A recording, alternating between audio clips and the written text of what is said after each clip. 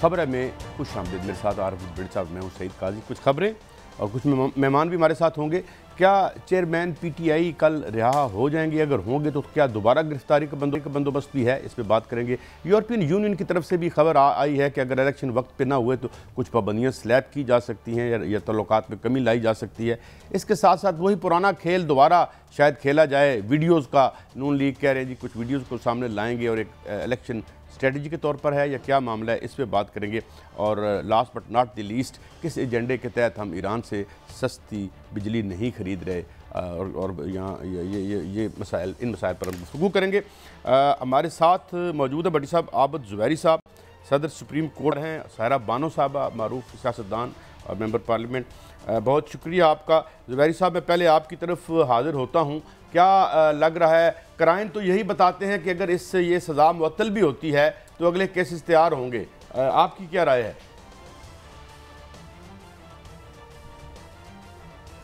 बिस्मिल्लाहिर्रहमानिर्रहीम। बहुत शुक्रिया काजी साहब। मेरी बिल्कुल वही राय है जो आपने अभी दी कि अगर ये कल इनकी रिहाई भी होती है और जो इनकी सज़ा है वो सस्पेंड होती है तो ये किसी और मुकदमे में गिरफ्तारी उनकी डाल दी जाएगी, दिखा दिया जाएगा। क्योंकि आपने देखा पहले भी उन्होंने पुलिस ने ATC से इजाज़त ली है कि इनको साइफ़र के उसमें किसी में गिरफ़्तार कर लिया जाए और GIT भी उनसे इन्वेस्टिगेशन करने पहुंची थी। तो मोस्ट प्रॉब्ली कि इनकी गिरफ़्तारी, क्योंकि यहाँ हमने देखा है पिछले दिनों यही होता है कि आप एक केस में आपको रिहाई मिलती है, बेल मिलती है, किसी और केस में पकड़ लिया जाता है, अगर नहीं हो तो MPO में बंद कर दिया जाता है। तो मोस्ट प्रॉब्ली रिहाई तो इनकी जबकि कानून के हिसाब से तो होनी चाहिए, लेकिन मुश्किल लग रहा है ऐसा जो हालात हैं। जी बड़ी साहब। बिस्मिल्लाहिर्रहमानिर्रहीम। अच्छा, मैं पहले तो आबद ज़ुबैरी साहब आईनी माहिर हैं, अल्लाह ने सुप्रीम कोर्ट बार का, और सायरा बानो साहब आजकल वैसे ही हीरो हैं। अब दोनों से पूछना चाहता हूँ एक सवाल। एक पॉलिटिशियन है, एक कानूनदान है। क्या ज़बरदस्ती किसी भी ज़ीरो को मीडिया के जरिए हीरो और या हीरो को ज़ीरो बनाया जा सकता है? ये बड़ी अलग सा सवाल है, मैं थोड़ा सा आप बीती बता रहा हूँ। जी सायरा बानो साहब। आप अस्सलाम वालेकुम। बिल्कुल भी नहीं बनाया जा सकता कि जीरो को हीरो और हीरो को जीरो। ये कोई मूवी तो नहीं चल रही। और आप जबरदस्ती तो किसी से मोहब्बत भी नहीं करवाई जा सकती। तो ये ट्रेंड अभी खत्म होना चाहिए कि अगर कोई किसी की आंख का तारा होता है तो वो जरूरी नहीं कि वो हमारी भी आंख का तारा हो। अगर कोई किसी का राज दुलारा है तो वो मुझे राज दुलारा लगे। तो ये फैसला अवाम पे छोड़ना चाहिए। और जैसा कि 12 हमारे चीफ साहब ने कहा कि जो सेंटर ऑफ ग्रेविटी है वो अवाम है, तो फिर ये फैसला खुदारा अवाम के ऊपर ही छोड़ देना चाहिए कि अवाम किसको मुस्तरद करती है और किसको कबूल करती है। ये कबूलियत और मकबूलियत अवाम के बीच में ही होनी चाहिए, कहीं और नहीं होनी चाहिए। अच्छा आबद ज़ुबैरी साहब, आप फरमा रहे हैं कि बादिउल नज़र में सज़ा सस्पेंड हो जाएगी उस केस में आईनी तकाज़े पूरे नहीं किए गए। फिर कहा जा रहा है कि आज FIA अटक जेल पे साइफर नहीं। देखिए, मुझे नहीं मालूम फैसला। देखिए कानूनन नहीं, अगर हाँ तो ये मतलब वो जो आम कॉमन उसमें है कि जी बादिउल नज़र में आप सब जो नज़र आ रहा है लगता है सस्पेंड होती हुई नज़र आ रही है, लेकिन फैसला हतमी सुप्रीम हाई कोर्ट करेगी। लेकिन ये बताएं कि आप वुकला 170 मुकदमात हैं जी, उसमें से जब वो गिरफ्तार हुए वो भी मुकदमत हो गए, तो इमरान खान को एक एक केस में अगर बेल गया तो ये 3 साल मिनिमम लग जाएंगे। तो क्या ऐसा कानून नहीं है कि सब केस एक जगह क्लब कर दिए जाए और इंसाफ के तकाजे पूरे किए जाए? जहां जुर्म साबित हो जाए वहां सजा हो, जहां बेगुनाही हो बाइज्जत तरीके से बरी हो आदमी। डू यू थिंक इसके आसार नजर आ रहे हैं? देखिए बिल्कुल आप सही कह रहे हैं। देखिए बादियो नज़र में तो फैसला तो कल होना है, लेकिन आम तौर पे जिसकी सज़ा 7 साल से कम होती है तो वो अमूमन वो मअतल कर दी जाती है, बेल दे दी जाती है, लेकिन कन्विक्शन नहीं ख़त्म होगी, वो सज़ा मअतल हो जाती है, लेकिन जो उनको कन्विक्शन है वो रहेगी जब तक वो अपील पूरा उसका फ़ैसला ना हो जाए। लेकिन देखिए ऐसे पिछले हमारे माजी में भी ऐसे फ़ैसले हैं जजों ने दिए हैं। आपको याद होगा हर पॉलिटिशियन, ख़ासतौर पर सिंध में, क्योंकि जहाँ से मेरा ताल्लुक़ है, कि आप देखिए कि वहाँ पिछले दिनों में मुख्तलिफ पॉलिटिशियन थे, ज़रदारी साहब, मुख्तलिफ लोगों पर हज़ारों मतलब थोक से मुकदमे बना दिए जाते थे और मुख्तलिफ लोगों पे, पॉलिटिशियंस पे। तो बाज़ दफ़ा हाई कोर्ट ने एक ब्लैंकेट ऑर्डर दिया कि जी जो भी जिस तरह के केसेस हैं उनकी गिरफ्तारी नहीं होगी, अगर गिरफ्तारी करनी है तो पहले हाई कोर्ट से आपको इजाज़त लेनी होगी। तो यहाँ इनके वकला को यही कोशिश करनी चाहिए कि इस तरह का ऑर्डर लें हाई कोर्ट से कि जी इन पे मुख्तलिफ केस हैं। आप देखिए कुछ केसेस इनके आप देखिए कि ये जेल में थे और कुछ केसेस इनके जो बेल बिफोर अरेस्ट थे वो कोर्ट ने वो वापस ले लिए कि मतलब कि उनका वो पेश हो नहीं सकते थे, वो जेल में थे। तो जाहिर बार उनको जाके उसमें ऑर्डर कराना चाहिए। तो जब भी इनकी रिहाई मुश्किल लगती है, अगर कल बेल हो भी जाती है इस्लामाबाद हाई कोर्ट से, क्योंकि वो कुछ केसेस हैं जिसमें इनकी बेल रिकॉल हो गई है और फिर इनकी गिरफ्तारी दिखा दी गई है पुलिस ने, उसमें वो जो साइफर वाला केस है जिसमें ये लोग इन्वेस्टिगेशन कल या परसों पहुंचे थे इन्वेस्टिगेशन करने अटक जेल में। तो देखिए बिल्कुल ऐसा है कि इस तरह के जो पॉलिटिकली मोटिवेटेड केसेस होते हैं उसमें हाई कोर्ट से बाजी में लाहौर हाई कोर्ट ने भी और मुख्तलिफ कोर्ट्स ने इंटरवीन किया है, कहा है कि जी आप जो भी केसेस हों उसमें गिरफ्तारी नहीं होगी हाई कोर्ट की इजाज़त के बगैर। तो इस तरह के ऑर्डर की इनको कोशिश करनी चाहिए कि जी इतने मुकदमे हो गए, ये इंसान के लिए मुमकिन नहीं है कि एक वक्त में एक जगह आज यहाँ हो कल वहाँ, पूरे मुल्क में केसेस बना दिए गए। तो इससे बेहतर है कि एक जो ब्लैंकेट ऑर्डर होना चाहिए वो ले लें कि जी जो अगर किसी केस में गिरफ्तार करना है तो हाई कोर्ट से इजाज़त है कि उनको साबित करें कि जी इनकी गिरफ्तारी ज़रूरी है, तो फिर वो हाई कोर्ट से इजाज़त लें। तो ये इस तरह की कोशिश करनी चाहिए सर। अच्छा सायरा बानो साहबा, इस वक्त पाकिस्तान के तूलो अर्ज में शहर हो या गांव हो, कस्बा हो, हर तरफ एक ही दुहाई है, महंगाई ही महंगाई है। बिजली के बिल लोग जला रहे हैं, बिजली के बिल ना देने का कह रहे हैं कि हम नहीं देंगे। आप 4 साल से या 5 साल से असम्बली में रही, आपने पीटीआई का भी रहा, पीडीएम का भी रहा, तो निगरान हुकूमत बेचारे का क्या कसूर है जबकि ये इसहाक डार साहब ने ताखीर से आईएमएफ के साथ डील की और उसके मुताबिक हो रहा है। तो क्या आप समझिए निगरान हुकूमत इस महंगाई की जिम्मेदार है? बिजली हो, कीमत हो, डॉलर का इजाफा हो। नहीं भट्टी साहब, निगरान हुकूमत अभी तक तो बिल्कुल भी जिम्मेदार नहीं है। उनको आए हुए जुम्मा 8 दिन हुए, शायद मेरे ख्याल में 18 या 19 दिन हुए। ये वो कहते हैं ना कि ये 14 जमातें मिलकर जो मलगूबा और एक हांडी बनाकर गई थी, इन्होंने तो सिर्फ ढक्कन उठा के सर्व किए हैं, पका के तो हो गए थे सारा कुछ। तो उनके ऊपर ये मलबा नहीं गिरना चाहिए। और मुझे सबसे ज्यादा वो कहते हैं ना कि एक अजीब सी सिचुएशन है कि गुस्सा भी आ रहा है, हंसी भी आ रही है और दिल कर रहा है कि सामने तो 2 झापड़ भी लगा दूं कि अब किस मुंह से जमाते। एक सेकंड मैं जरा टेबल के नीचे छुप जाऊं क्योंकि थप्पड़ बहुत जोर से लगते हैं खवातीन के। आप इन जमातों को देखें, कल जेयूआई का केपीके में एक जांच था, तो वो 16 महीने से क्या कर रहे थे? 16 महीने से इन्होंने क्यों नहीं कहा कि या आपकी बिजली की मद में जो ये चीजें हैं या हम इन चीजों को सही करें या कुछ करें हम। मतलब अब आप 16 महीने में आ जाके आप एहतजाज की कॉल दे रहे हैं। या सिंध में पीपल्स पार्टी ने एहतजाज की कॉल दी हुई है। आज वो एक इरफान सिद्दीकी साहब है, अच्छे खासे सीनियर बंदे, वो कह रहे हैं कि 2018 तक हुकूमत थी और सिर्फ नून का वजीर आजम था। नून का वजीर आजम तो एहसन इकबाल और ये राणा साहब और बाकी राणे थे खाजे, वो कौन सी? तो ये 16 महीने क्यों आए? क्या इनको नहीं पता था कि ये खजाने की ये हालत है और मुआहदे ये हुए हैं? आज ये बैठ के मुआहदे हमें बता रहे। पहले तो इनकी प्रेस कॉन्फ्रेंस नहीं खत्म होती थी, असेंबली में कोई सवाल पूछो तो 10 मिनट ये पिछली गवर्नमेंट को बुरा भला कहने में, 10 मिनट अपनी खूबियां गिनवाने में और 2 मिनट का सवाल देते थे, वो भी आंखें सॉकेट से बाहर और मुंह से झाग निकलते हुए ये जवाब देते थे। अब ये किस मुंह से किसके ऊपर इल्जाम दे रहे हैं?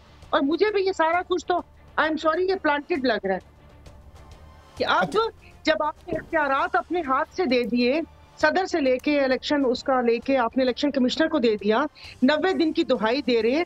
पहले तो मेरा सवाल है इनसे कि 90 दिन क्यों हुए, 60 दिन क्यों नहीं? 2 दिन आपने पहले असेंबली डिसॉल्व करके 90 का करके अब ये अवाम को कौन सा चूरन बेचने की कोशिश कर रहे हैं? और अवाम बिल नहीं देंगे तो मुझे नहीं पता क्या होगा। और अभी सुना है कि उन्होंने कहा कि बिल की एक साथ कर दें कि भाई वो किसने भी तो हमने देनी है ना, कि यह हुकूमत ने अपने जिम्मे ली हुई है। कि इनकी याशियाँ, इनकी पेंशन, ये गाड़ियां, अरबों का फ्री पेट्रोल हम खत्म करके आवाम को ये सहूलत दे रहे हैं। ऐसा तो नहीं हो सकता। तुसी भी पंजाबी हो, जब तक कट्टे दी रस्सी काट नहीं करेंगे और मझ दा दूध ते कट्टा पी जाता, सानू की मिलेगा? बस, और खालिस दूध भी सिर्फ कट्टा ही पी सकता है वतन अजीज। अच्छा, मैं आगे बात को बढ़ाता हूँ ज़ुबैरी साहब। बात ये है कि ये एक तो मैं थोड़ा सा वापडा के लोगों की तरफ से एक बात में उनकी शिकायत भी अर्ज कर दूं। कहा जा रहा है जी कि वापडा के लोग जो हैं उनको मुफ्त बिजली मिलती है, तो जाहिर है जो भी जिस शोबे में हो उसको एडवांटेज तो होता है, मगर उनका कहना यह है और बजा लगता है कि जो मुफ्त बिजली दीगर शोबों को दी जाती है और जो अरबों में है वो क्यों नहीं बंद की जाती। एक तो सवाल ये है। दूसरा, ज़ुबैरी साहब मैं आपसे ये सवाल करना चाहूँगा कि हमारे आइन में लिखा हुआ है कि आर्टिकल 3 है, 38B है गालबन या डी है, तो ये इस तरह की ये तो गैर आइनी है ये इजाफा लोगों पर। और साथ ही ज़मीनी सवाल ये कि ये मूवमेंट तो अब किसी पॉलिटिकल पार्टी के बगैर खुद ही बन गई है, खुदरो मूवमेंट बन गई है। तो आप क्या समझते हैं कि कोई सुप्रीम कोर्ट में जा सकता है कि बिजली के बिलों को खींचकर हमारी जेबों के बराबर किया जाए? ज़ुबैरी साहब देखिए, इसमें पहले भी आपको याद, जब जस्टिस इफ्तिखार चौधरी के ज़माने में भी ये इशू आया था, 2013 में उनकी एक जजमेंट आई थी कि किस तरह से होगा। देखिए, आप एक चीज़ बहुत भूल जाते हैं, दो चीज़ें, कि हमारे मुल्क में बिजली बहुत चोरी होती है। जो बिल दे रहा आदमी दे रहा होता है, उस पर वो बोझ गिर रहा होता है उस बिजली चोरी का, नंबर 1।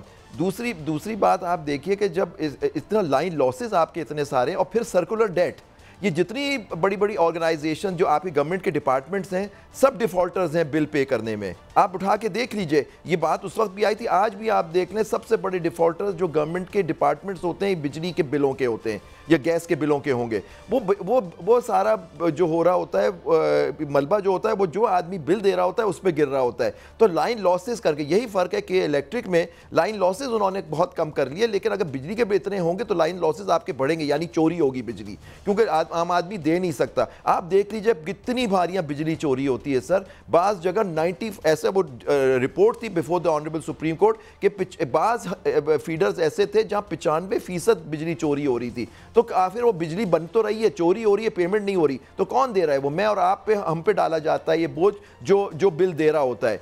और तो ये सारी चीज़ जब तक आप सर्कुलर डेट को नहीं कम करेंगे, चोरी नहीं रोकेंगे, आप बिल इसी तरह आपके होंगे। और फिर आपने अपनी जो माहिदे किए हुए इंटरनेशनल IMF से, उसमें आपने लिख के दिया कि हम बिजली की और गैस के नर्ख बढ़ाएंगे, और पे किसने करना है? उन लोगों ने जो बिल देते हैं। जो बिल नहीं देते, चोरी कर रहे, तो उन्होंने तो देना ही नहीं है बिल सर। इसका कोई हल निकालना है। जो इस वक्त अगर इतनी महंगाई है और लोग आदमी तक महंगाई इस तरीके से, बिजली के बिल नहीं, तेल और मुख्तलिफ चीज़ें होती हैं, हर चीज़ महंगी हो गई है, जिसकी और तनख्वाह लिमिटेड, इवन जो तनख्वाह देने वाले लोग हैं उनके ऊपर भी, उनकी भी सकत नहीं रही है कि वो बढ़ा के बिजली दे सके, क्योंकि इकॉनमी चल नहीं रही है आपकी। तो ये सारा एक सर्कुलर डेट और ये सब चीज़ें मिला के इसका हल ढूंढने की ज़रूरत है, जो इस वक्त अभी मुमकिन नज़र नहीं आ रहा सर। अच्छा सैरव बानो साहबा, एक तरफ पीपल्स पार्टी कहती है मैं डट गई हूं कि 90 दिन में इलेक्शन कराएं। जब पंजाब और KPK में इलेक्शन होने थे 90 दिन बाद, तो इन्होंने उसकी मुखालफत की। IMF से तमाम डील में ये शामिल थे। आप क्या समझती हैं, क्या वजह है? पीपल्स पार्टी नूरा कुश्ती खेल रही है, यहाँ उनके साथ भी हैंड हो गया, जड़ा पंजाबी कहते हैं? वो सही है, कोई हाथ नहीं। मुझे बताएं, अपने बलबूते के ऊपर इलेक्शन लड़े ना, अपने बलबूते पे आवाम के सामने जाए ना। 16 महीने सारी जमातें करतब दिखाती रही कि शायद उसकी नजरों को मैं भा जाऊं, कि शायद उनका दिल हमारे ऊपर आ जाए। आवाम का कौन सा काम किया है? आप वाली बात, क्या आइन और कानून पंजाब और KPK में नहीं था, या वो कर्नाटका के सूबे थे, अपने पाकिस्तान के नहीं थे? सबसे पहला सवाल भट्टी साहब, 90 दिन क्यों, 60 दिन क्यों नहीं? इन्होंने 2 दिन पहले असेंबली डिसॉल्व क्यों की? रूल के मुताबिक आप करते और 60 दिन के अंदर इलेक्शन करवाते। ऐसे थोड़ी कि सब कामों में भी आपने होना है, और उसके बाद अवाम का बयानिया अवाम के सामने बनाने के लिए, अवाम बेचारी खैर किस खाते में है, ये अपना बयानिया बनाने के लिए और इंतखाबात के लिए चूरन बेचने के लिए। एक पार्टी कह रही है कि साड़ा सिर्फ वजीर आजम थी, नून की हुकूमत नहीं थी। ये कह रहे हैं कि हम तो इत्तेहादी थे। कुंडी साहब ने कहा अगर हमारे वजीर आजम होते तो हम ये फैसला ना करते। और ऑन रिकॉर्ड बिलावल साहब की तकरीर है कि जिन्होंने बोला है कि जो शहबाज शरीफ है वो नून से ज्यादा हमारे वजीर आजम है। समझ नहीं आ रही।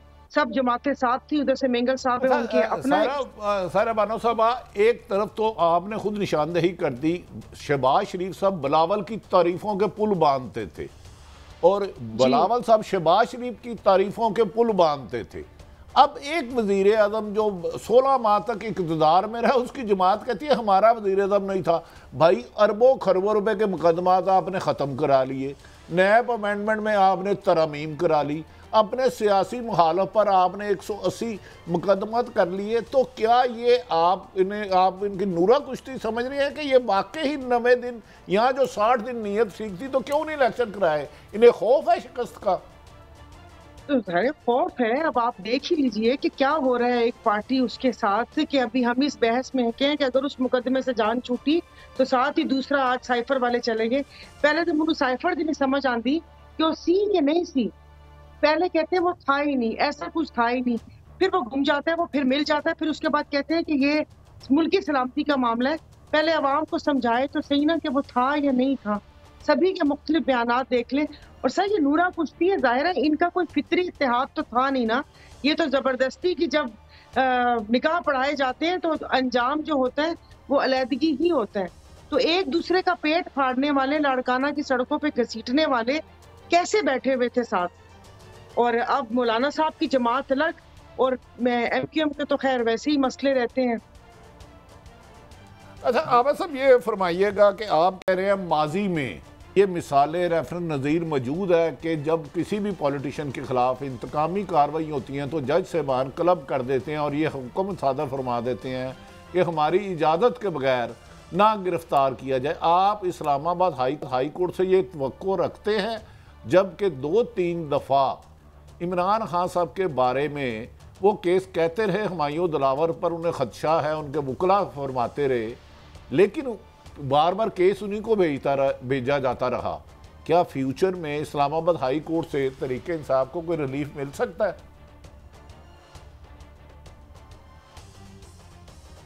देखिए इंसाफ देना तो अदलिया का काम है, ऊपर अल्लाह है, नीचे जज होता है जिसके सामने आपका केस होते हैं। तो ये इस तरह से कह देना कि उनको इंसाफ नहीं मिलेगा या उन्होंने केस वापस भेज दिया, देखिए लीगल पॉइंट था, अगर आप उससे इख्तिलाफ कर सकते हैं आप उसकी अपील करें, लेकिन बदनीयती तो आप इस तरह इम्प्यूट ना करें ना। मतलब कि आफ्टर ऑल कोर्ट है, वो केस देख के फैसला करता है। अब हर केस, बाज़ दफ़ा केस आप जीतते हैं, बाज़ दफ़ा हारते हैं, तो इसका ये मतलब थोड़ी होता है कि वो जज आपके ख़िलाफ़ हो गया।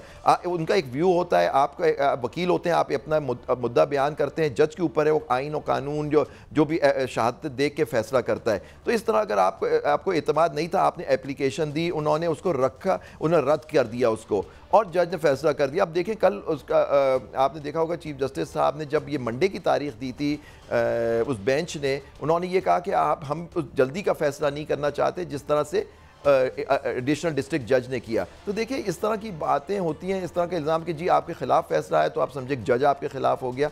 इस तरह मैं समझता हूँ कि इस तरह से अगर देखें यही अदालतें हैं, आपको इधर ही जाना है इनके पास, तो आप इंसाफ करें। आप समझते हैं उन्होंने सही फैसला नहीं किया, आप उसकी अपील कर दीजिए सर। अगर इस्लामाबाद का कोई फैसला गलत है, इस्लामाबाद हाई कोर्ट, आपके पास सुप्रीम कोर्ट का रास्ता होता है। लेकिन ये कह देना कि जी वहाँ उम्मीद नहीं है उन्होंने, क्योंकि उन्हीं जज के पास भेज दिया। आप देखिए उन्होंने जब वापस भी भेजा केस तो उन्होंने कहा कि जी जो तुम्हारे जुरिस्डिक्शन का इशू था उसको फिर से फैसला करो। उन जज साहब ने उस जो पिछले ऑर्डर जो सेट असाइड हुए थे उसको फॉलो करते हुए फैसला कर दिया, उनके गवाहान को आने नहीं दिया। अब ये सब चीज़ें हाई कोर्ट के सामने, कल फैसले का इंतजार कर लीजिए, फिर अपील भी तो चलनी है और यही जज हैं जिनके सामने चलेगी अपील। और इंशाल्लाह अगर आपका केस मेरिट पे बनता है तो जरूर फैसला क्यों नहीं आएगा। सब एक आखिरी सवाल, यकीनन हमें अपनी अदलिया पर पूरा एतमाद है, अल्लाह के बाद सुप्रीम कोर्ट और हाई कोर्ट ही है जो यहाँ से इंसाफ लेने के लिए गरीब से लेकर ताकतवर आदमी जाता है। लेकिन यकीनन अगर चीफ जस्टिस मोहतरम हाई कोर्ट के बारे में इस्लामाबाद में कोई नामुनासिब बात है, नहीं किसी को करनी चाहिए, उसके लिए तो बहुत ज़्यादा लोग सफाइयाँ देते हैं। लेकिन chief justice supreme court Umar Ata Bandial के बारे में बाकायदा प्रोपेगेंडा किया जाता है, लेकिन उसकी कोई मज़म्मत नहीं करता, उस पर कोई इंक्वायरी नहीं होती। क्या सुप्रीम कोर्ट के जज साहब का भी एहतराम हम पे लाजम नहीं है? बिल्कुल लाजिम है और ऐसी बात नहीं है, हमने बहुत उसकी मजम्मत की है। मैंने हर फोरम पे अपने स्टेटमेंट्स के थ्रू सब हमने मजम्मत की कि किसी भी जज को इस तरह से बदनाम कर देना, अगर वो आपके हक में फैसला नहीं दे रहा तो आप करें। वो चीफ जस्टिस थी, यही बेंच थी जिसने आप देखिए वो फैसला दिया कासिम सूरी वाला। उस वक्त यही चीफ जस्टिस साहब जस्टिस उमर अता बंदयाल साहब और जस्टिस मुनीब अख्तर और जो भी उस बेंच के मेंबर जस्टिस एजाजुल हसन, वो बेहतरीन जजेस हो गए। पार्लियामेंट में कहा आज उन्होंने जमहूरियत को बचा लिया। जब उन्होंने फैसले अपने उनके खिलाफ जाने लगे फैसले, तो सडनली यही जजेस और इनकी तस्लील की गई टीवी के ऊपर, पार्लियामेंट के अंदर जलसों में हमने इसकी बिल्कुल पुरजोर मजम्मत की गई। देखें जजेस जो होते हैं फैसला करते हैं अपने आइन और कानून के हिसाब से, इंसाफ के साथ। आपको अगर बात नहीं, क्या उन्होंने गलत बात की थी कि इलेक्शन 90 डेज में ना होने चाहिए? आपने अभी सही बात कही, हम भी उस केस में थे, सुप्रीम कोर्ट बार भी थी, मैं एज प्रेसिडेंट वहाँ वकील था। हमें नोटिस था, हमने कहा कि 90 दिन में, उन्होंने आइन की तशरीह किया, उन्होंने कहा 90 दिन में इलेक्शन होने चाहिए। आइन में कहीं नहीं लिखा कि सारे इलेक्शन एक साथ होने चाहिए, लेकिन उनके ऊपर तनकीद हुई, कहा एक मखसूस बेंच होना चाहिए, फुल कोर्ट होना चाहिए, ये सारी चीज़ें इस तरह से की गई। क्या गलत बात? आज जब ये बात हो रही है तो आज यही जमातें जो पहले पार्लियामेंट में उनके बाद तनकीद कर रही थी, आज कह रही है 90 दिन में, अक्सरियत उनकी कह रही है 90 दिन में इलेक्शन होने चाहिए। आइन नहीं कहता है हम आइन के साथ खड़े, आइन के साथ उस वक्त भी खड़ा होना चाहिए था। आप लोग नहीं खड़े हो आइन के साथ। अब आइन के साथ अगर ये 90 दिन में नहीं होते तो क्यों, पहले भी एक्सपीरियंस हो चुका है, वो आगे चले जाएंगे, फिर उसको कहेंगे कि ये सही हो गया। आइन में कहा 90 दिन का 254 मैंने देखा है कि अपने जज्बात रोकती हैं, लेकिन फिर ना कुछ कह जाती हैं रोकने के बावजूद भी। अच्छा सायरा साहबा, ये फरमाइएगा कि नून लीग कह रही है हम नए बयानिए के साथ आएंगे तो मुबैना तौर पे ऑडियो वीडियो का खेल दोबारा खेला जाएगा, क्योंकि वोट को इज्जत दो तो बज़ाहिर वो उस पर उन्होंने स्टैंड नहीं लिया। तो क्या ये वोट को इज्जत दो ऑडियो और वीडियो के इस खेल से इलेक्शन जीत सकती है नून लीग? देखिए ना कि हम बतौर माशरा कितनी अखलाकी गिरावट का शिकार हो चुके हैं कि हमें ये पता है, और वो खातून बरमला आके बता चुकी हैं कि मेरे पास और भी वीडियोस हैं। यानी कि आप मुझे बताएं कि ये कहीं भी किसी बाएखलाक माशरे में ये होता है कि आपके पास हो कि आप ये सबूत है, फिर उस बात पे मानेगा कौन? उससे पहले अदलिया की बात हो रही थी, तो अगर आप मेरे फेस एक्सप्रेशन देख रहे थे तो ये वो फेस एक्सप्रेशन थे।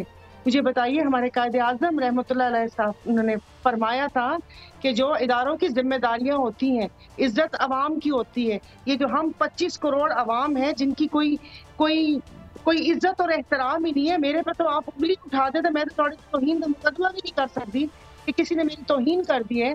जो आइन के आर्टिकल में 8 से लेकर 38 तक मेरे बुनियादी हकूक हैं, मैं तो वो उसको, मेरे ख्याल में आवाज़ शायद इसमें प्रॉब्लम हुआ है, दोबारा हम रब्ता करने की कोशिश करते हैं। जी आगे सारी आपकी आवाज़ ज़रा टूट रही थी। मैं ये भी सायरा बानो साहबा, जी मेरी आवाज़ आ रही है आप तक सायरा बानो साहबा? आ रही है जी। मैं ये भी फरमा दें, आप पॉलिटिकल वर्कर हैं, एक तहरीक खुदरो तहरीक बन चुकी है, उसको कोई पार्टी लीड नहीं कर रही सिवाय जमात इस्लामी ने शायद कहा है कि हम लीड करेंगे। तो ये क्या सियासी निज़ाम से बेजारी की एक है आवाम, जिनको इतना इग्नोर किया गया, इतना कुचला गया कि वो अब खुद से बाहर आ रहे हैं? अगला सिनेरियो कैसा आपको बनता नज़र आ रहा है सियासत का, इन जो 2 सितंबर की जो एक हड़ताल की कॉल है मोहतरमा सायरा बानो साहिबा? नहीं, अब ये वो काट दिया ना अदालतों वाला। नहीं, ये कट गया था खुद ही, हमने नहीं काटा। जी प्लीज।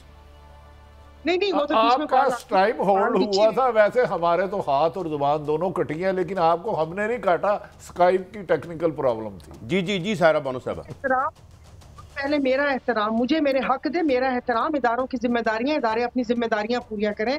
इधर बैठ के कोई एहतराम उसके लिए नहीं। ये नहीं कि जून को फैसला है कि जुलाई को फैसला है कि 14 मई को इलेक्शन होने, और भाई 14 मई दिन पे 2024 भी ला दो या 2025 ला दो, 2023 में तो नहीं हो सकते, वो तो 14 मई की डेट गुजर गई। जी अब बहुत मुश्किल होगा। अब वो कहते हैं ना कि जब तक इन मसाइल का हल नहीं होगा, अब वो कहते हैं ना कि खल्के खुदा को क्या बोलते हैं, नकारा खुदा समझो, कि वो अब जुबान मिल चुकी है। लेकिन अब ये कि इनके लिए बहुत मुश्किल है, तमाम सियासी जमातों के लिए, कि वो जब तक अब वो खाली वादे और झूठे ख्वाबों से काम नहीं चलेगा, अब कोई अमलन कुछ काम करके दिखाना पड़ेगा। लेकिन ये जमातें जिन्होंने इस हाल तक मुल्क को पहुंचाया, ये कहाँ स्टैंड करती हैं और ये आवाम को क्यों कह रही हैं एहतजाज के लिए और अपने लिए लड़ने के लिए, ये मुझे समझ नहीं आ रही। जी बेटी साहब, अच्छा सर साहब, और दूसरा मैं मोहतरम आबिद जुबैरी साहब से भी। मोहतरमा एक मुस्लिम लीग नून की लीडर ने फरमाया था कि सिटिंग जज साहबान की भी उनके पास ऑडियो या वीडियो हैं, और कैप्टन सफदर साहब ने फरमाया था हाउस फुल होगा, फुल स्क्रीन का होगा। क्या ऑडियो वीडियो का इस गंदे खेल को ख़त्म नहीं होना चाहिए? हम अखलाकियात की इस गड़बड़ पे आ गए हैं कि अवाम की हमायत लेने के लिए दूसरों की जाली वीडियो और ऑडियो चलाएं। डू यू थिंक इस रविश को कौन ख़त्म कर सकता है?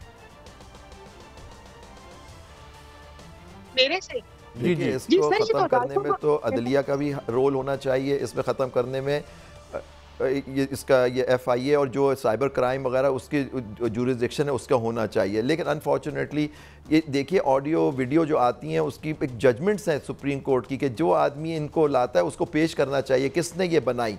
उसके बगैर ही वो आपकी साजिश सोशल मीडिया पे चल जाता है, टेलीविज़न पे चल जाता है, और लोगों पे आ जाता है। किसी के आदमी इज़्ज़त हद तक इज़्ज़त हो जाती है, उनकी इज़्ज़त को सरेआम उनकी बेइज्जती की जाती है। तो इसको रोकने का काम तो सरकार का काम है, ये स्टेट का काम है। और कोर्ट्स ने तो अपनी जजमेंट दे दी हैं कि किस तरह से आपकी ऑडियो वीडियो अगर किसी की है तो उसको किस तरह से साबित किया जाएगा। जब तक जिस आदमी ने की उसको सामने लाना, उसके बगैर उसको एक्सेप्ट ही नहीं किया जाएगा। लेकिन वो तो बात की बात होती है, लेकिन पहले पूरे हो जाता है। इस पर तो प्रेस कॉन्फ्रेंस, पिछले दिनों में तो प्रेस कॉन्फ्रेंसेज भी हो जाती थी कि जी ये आया, ये ऑडियो हो गई, ये वीडियो हो गई, और उसको बगैर एसिटेन किए हुए कि ये सच है गलत है क्या आप, और उसको पूरे उसको फैला दी जाती थी इस तरह से। और ख़ुद देखिए, ये FIA का काम है, उनके पास है साइबर विंग जिसका काम है कि इस तरह की चीज़ों को रोके। जी सारा बानो साहब, आप कैसे देखती हैं इन ये जो वीडियो का फैक्टर इन हुआ है लेटली हमने देखा है, तो ये क्या किस किस्म की गिरावट है, और ये हमारे सियासत से इसे बेदखल कर सकते हैं हम? करना चाहिए सर। ये सबसे पहले जो वो एक और जज साहब जो स्टार्ट हुआ था, जो मैंने देखा था, और उसके बाद फिर बाकी जो ऑडियो और वीडियो, इसके ऊपर तो बाकायदा कोई एक्शन लेना चाहिए। लेकिन अफसोस की बात ये कि आपका PM हाउस भी तो सेफ नहीं है ना, वहाँ पर भी तो वहाँ की भी तो ऑडियोज लीक हो रही हैं। तो पता ये पूछे कि आया कानून इसकी इजाज़त, मेरा तो ख्याल नहीं है कि महज़ब माशरे इस चीज़ की इजाज़त देते होंगे। फिर तो सलाम है, इन्होंने कश्मीरी हुर्रियत रहनुमाओं की ऑडियो वीडियो तो फिर मोदी के पास होनी चाहिए थी, या वो इस्राइलियों के पास फलस्तीनियों की होनी चाहिए थी, या मुखालिफ वो करें। ये यहीं पर ही है, अभी तक हम उसी उसमें। और अब समझ आ गई कि पाकिस्तान नंबर 1 क्यों है कुछ ऐसी मूवीज देखने में, कि यही लोग हैं, इन लोगों को ये शौक है। ये तो एक मैंने तारीख में सिख बीमार बादशाह का सुना था कि उसकी इस किस्म की हरकतें होती थी। तो जहनी बीमार हैं ये लोग। भाई, आप में कोई अखलाकी जुर्रत नहीं है किसी से मुकाबला करने की, तो क्या आप किसी के साथ ये करेंगे? लेकिन ये कि इसको होना चाहिए और इस पे कोई ना कोई तो स्टेप ले। आबिद जुबैरी साहब, आप ज़रे लब मुस्कुरा रहे हैं, बेशुमार ऑडियो वीडियो आई, आप फरमा रहे हैं अदारों को, और यकीनन अदारों की जिम्मेदारी है किसी भी शख्स की प्राइवेसी में उसकी ऑडियो वीडियो बनाना जुर्म है, इसमें तो दो राय है ही कोई नहीं। लेकिन बदकिस्मती है, हम हिस्ट्री में देखते हैं तो किसी एक को सजा नहीं मिलती, और आज तक ऑडियो वीडियो बनाने वाला नजर भी नहीं आता, लेकिन ये धंधा उसका चलता भी जाता है। कहाँ कमी है, कहाँ खामी है?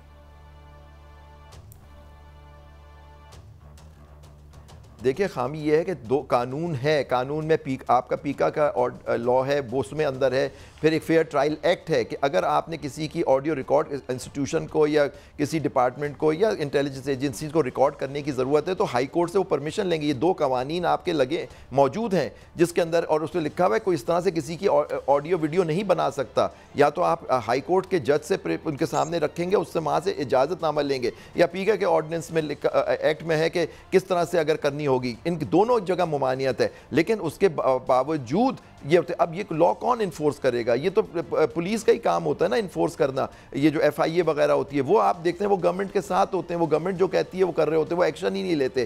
तो अनफॉर्चुनेट कानून मौजूद है लेकिन उस पर एक्शन नहीं होता। और बेसिक कानून है कि जिस आदमी ने रिकॉर्ड की है या बनाई है उसको सामने आके कहना चाहिए कि मैंने बनाई है और क्यों बनाई है, किसकी इजाजत से बनाई है, मैंने इजाजत दी या नहीं दी। ये सारा कानून मौजूद है। बहुत शुक्रिया आबिद जुबैरी साहब, वीडियो और जो MP साहिबा, बहुत शुक्रिया सारा बानो साहिबा, आपने हमें वक्त दिया। बटी साहब, ये धंधा है पर गंदा है, और ये जब तक ये पानी रुका हुआ है, इसको ये जब तारीख का वक्त ये सारा गंद आगे निकलेगा तो फिर कुछ मंजर खुलेंगे। और लगता है कि हम उसी की तरफ बढ़ रहे हैं। एक ब्रेक है, ब्रेक से वापस आते हैं तो बात करेंगे क्यों हमें सस्ती बिजली और सस्ता तेल अच्छा नहीं लगता? ये क्या सिलसिला है? एक ब्रेक के बाद।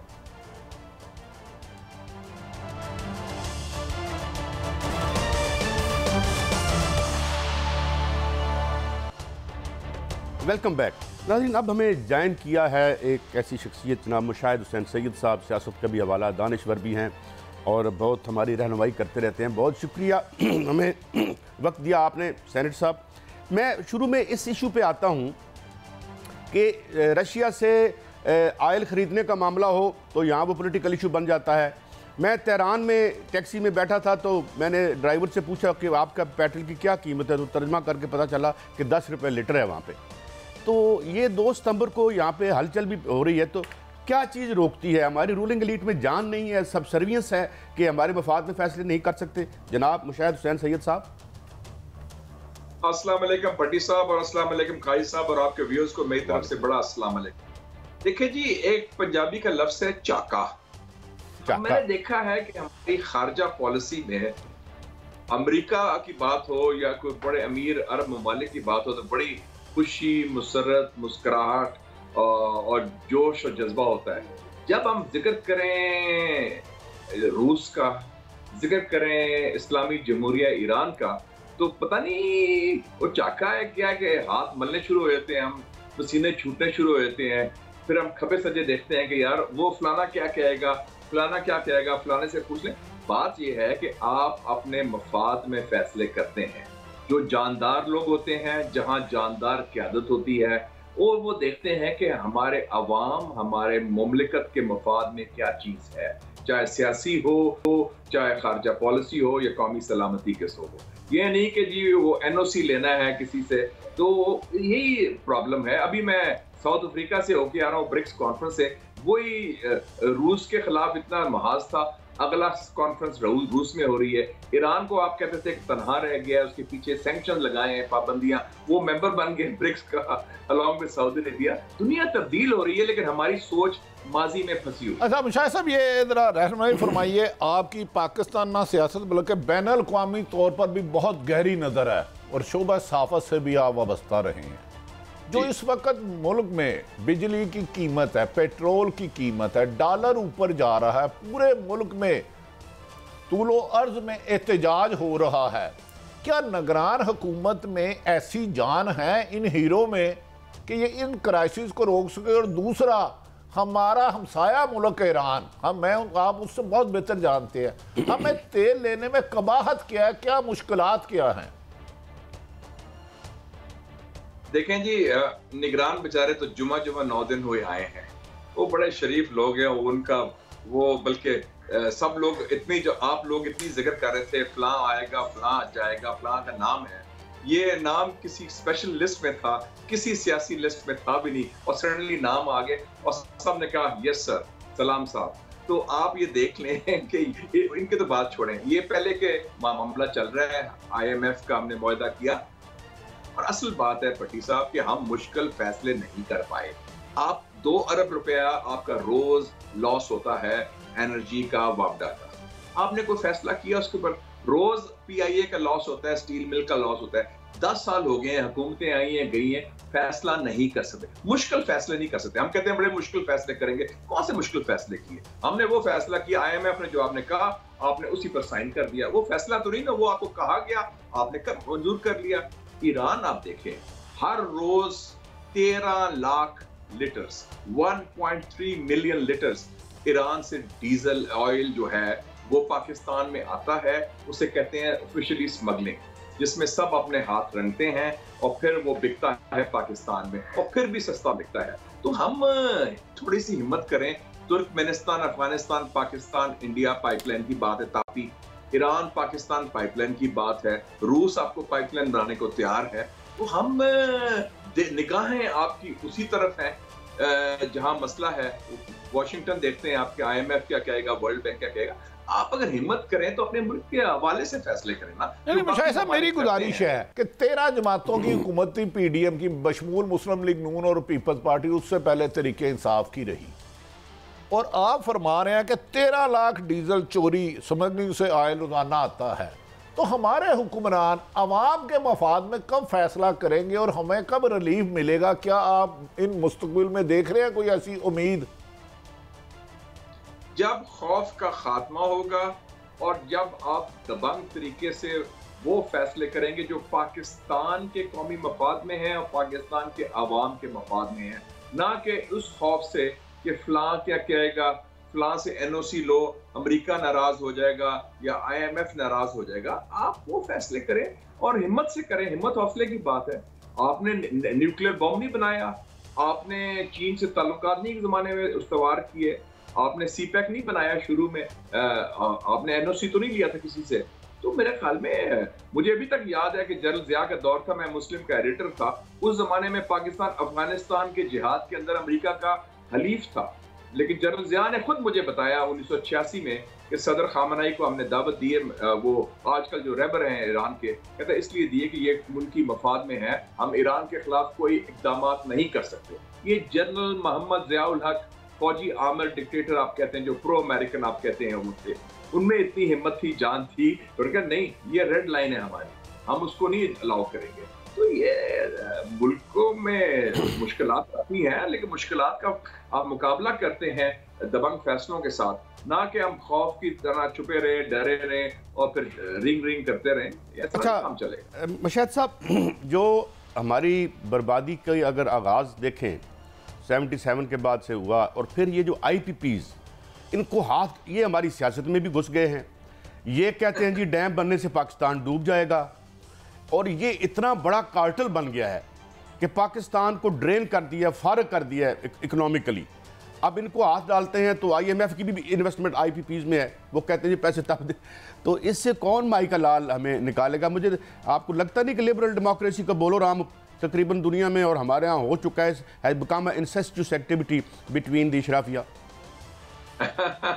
देखें जी, वो आपके मुल्क में और ये इस टाइप के थर्ड वर्ल्ड ममालिक में वो बन गई है government for the elite, by the elite end of the elite. तो वो उनके मफादात तो बड़े कबदस होते हैं। आप देखें ना कि आप शुगर देख लें, चीनी का कार्टेल है। जो भी हुकूमत हो, इररिस्पेक्टिव ऑफ चाहे PTI हो या नून हो या पीपल्स पार्टी हो, सब ने शुगर की सब्सिडी भी दी, सब ने शुगर वालों को किया। और आपने देखा कि हम एक्सपोर्ट सब्सिडी भी, इंपोर्ट सब्सिडी भी, उनको सारा पेपर भी करते हैं। ये सीमेंट देख लें या ये कार बनाने वाले जो है पाकिस्तान में, कार मैन्युफैक्चरिंग जो होती है, असेंबली जो होती है, आप सब वही करते हैं। आप टैक्स बेस बढ़ाने की कोशिश कोई नहीं करता। हम एयरपोर्ट बेच रहे हैं, बंदरगाह बेच रहे हैं, लेकिन जो असासे हैं PIA या स्टील मिल्स, उसको प्राइवेटाइजेशन कोई करने को तैयार नहीं, क्योंकि वेस्टेड इंटरेस्ट है। तो ये मखसूस मफादात जिसमें आपकी जात या आपके ग्रुप या खानदान के मफादात मुंसलिक हों, उससे अगर बालातर के फैसले करेंगे तो फिर ही फैसले हो सकेंगे। ये तो काम फिर चलता रहेगा। आपको ख्याल है कि 23 दफा हम IMF गए, 23 दफा, ये वर्ल्ड रिकॉर्ड है हमारा पहले। और वही tried tested and failed formula कि ठीक है जी, वो बस फायर ब्रिगेड का रोल अदा करो, आग बुझा दो, फिर बिजनेस एज यूजुअल हो। आप देखें कि 90 अरब आपने रुपया दिया पिछले बजट में पार्लियामेंटेरियंस के जो डेवलपमेंट फंड्स के लिए, तो आपने इतना पैसा नहीं दिया लोगों को कि वो पुल बना सकें जहां से बच्चे ऑलमोस्ट वो डूबने लगे थे पिछले दिनों जो वाकया हुआ है। एक पुल नहीं बन सकता था उधर। ऐसे कई चीजें, बच्चे किस तरह जाते हैं स्कूल, ये जुल्म है पाकिस्तान में। लेकिन आपने 90 अरब रुपया आपने कहा डेवलपमेंट फंड्स देंगे, पिछले साल भी दिया, अब भी दिया। तो आपकी तरजीहात जो है वो अवाम पर नहीं है, वो सिर्फ एक एलीट को खुश करने के लिए, उसी को आगे बढ़ाने के लिए है। अच्छा मशाइख साहब, ये फरमाइएगा, आपकी बातों से लगा कि पाकिस्तान में सिर्फ जुर्रतमंद क़यादत चाहिए जो अमेरिका की गुलामी की जाए, मुल्की मफाद में फैसला करे तो इन मसाइल से निपटा जा सकता है। लेकिन आजकल जैसे पेट्रोल, बिजली की कीमतों में इजाफा, तूलो अर्ज में एहतजाज हो रहा है, IMF के साथ जो कंडीशन है उसमें मज़ीद पेट्रोल और गैस की कीमतों में, बिजली की कीमतों में इजाफा करना है, तो आप मुल्क का मुस्तकबिल क्या देखते हैं? ये मूवमेंट रोक लेगी निगरान हुकूमत या PDM की जो तसलसल है, रोक पाएंगे? देखिए जी, मैं अमेरिका को भी नहीं ब्लेम करता। अमेरिका बेचारा खुद अब बुरा हाल हो गया। मैं अमेरिका पढ़ा भी हूँ 4 साल, मैं जाता भी रहता हूँ। अमेरिका का वो हाल नहीं रहा, अमेरिका की वो कुव्वत नहीं रही। अब तो वो इकबाल ने जैसे कहा था, अल्लामा इकबाल ने, देख मशरिक से उभरते हुए सूरज को देख। एक नई दुनिया उभर रही है, चीन उभर रहा है, एशिया उभर रहा है, साउथ अफ्रीका उभर रहा है, ब्रिक्स उभर रहा है, नई दुनिया कायम हो रही है। अमेरिका तो काफी हद तक कमजोर हो गया माजी के बरक्स। तो अमेरिका लेकिन हमारी ज़हन में जरूर है, और हुक्मरान तबके के लिए वो अमेरिका का वो बड़ी दहशत है और जबर है। इसमें आप बेसिक फैसले करें। पिछले दिनों मेरी बात हो रही थी, जो साबिक चेयरमैन थे नादरा के, तारिक मलिक साहब, जो फतेमा मलिक साहब के साहबजादे थे, वो बड़े अच्छे नादरा में काम किया। उन्होंने कहा जी हमारे पास लिस्ट है 4.1 मिलियन, 41 लाख लोगों की, पाकिस्तानियों की, जो सफर करते हैं बाय एयर, जिनके पास गाड़ियां हैं और जिनके पास पासपोर्ट हैं और जिनके पास घर हैं, लेकिन वो टैक्स पेयर नहीं है। कहते हैं हम वो लिस्ट देने को तैयार हैं गवर्नमेंट को, गवर्नमेंट हमसे लेती नहीं है। और अगर उनके पर फ्लैट टैक्स लगा दें 1 लाख का, माजी को भूल जाए, तो 4.1 ट्रिलियन रुपीस तो आपका यहाँ से आ जाएगा। तो आपके पास बड़ी तदाबीर है ये काम करने की, लेकिन थोड़ा सा पॉलिटिकल विल होनी चाहिए। स्टेटस को से आगे निकले, अवाम का सोचें अपना, सिर्फ ये नहीं कि कुर्सी की जंग लगे इक़्तिदार। मुशाहिद साहब, आपने बड़ा ही अच्छा ब्रीफ किया। तारिक मलिक बहुत ज़्यादा कॉम्पिटेंट थे, इसीलिए निकाल के उसकी जगह डीजी एक ऐसे मुंशी को लगाया गया जो शहबाज शरीफ साहब का ज़ाती मुलाज़म है। तो जब हुकूमत अहम ओहदों पर तरजीहात अपने मुलाजमों को देगी और जो अवामी मफाद में काम करते हैं, तो फिर कैसे सिलसिला चलेगा? कोई ऐसा हल भी बताएं कि ये हमारे चंद हुक्मरान जो अमेरिका की गुलामी से निकल के पाकिस्तान के लिए सोचें। डू यू थिंक इसकी उम्मीद है कोई?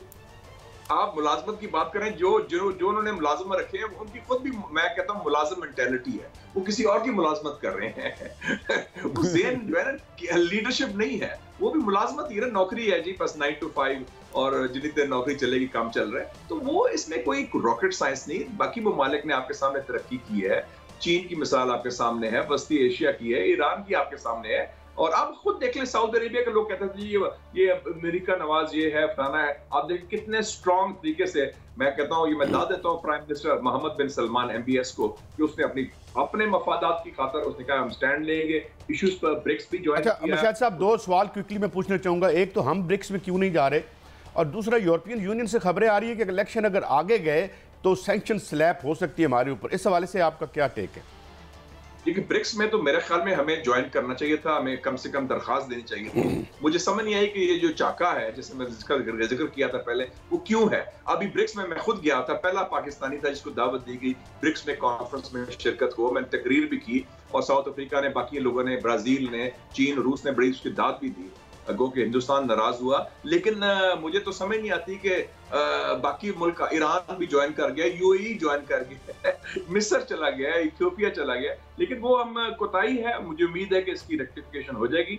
और जहां तक EU का ताल्लुक है और उनका, मेरे ख्याल में वो काफी अपना एक्ट कर रहे हैं इस मामले में।